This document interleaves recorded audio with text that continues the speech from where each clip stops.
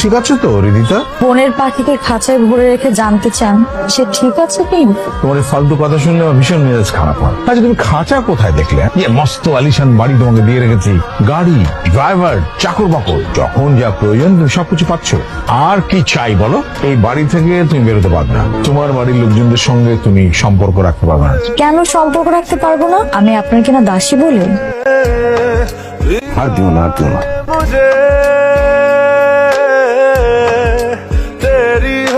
খুশির খবর আছে রে ময়না। কি হয়েছে? অত নতুন চাকরি হয়েছে। আপনার চাকরি হয়েছে?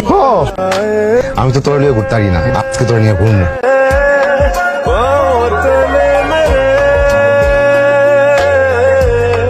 জমিনে চল পড়ি